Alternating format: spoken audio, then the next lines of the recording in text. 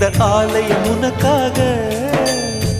வானில் ஒரு புயல் மழை வந்தால் அழகே என்னை எங்கனம் காப்பாய். கண்ணே உன்னை என் கண்ணில் வைத்து இமைகள் எனும் கதவுகள் அடைப்பேன். சத்தியமாகுமா? நான் சத்தியம் செய்யவா?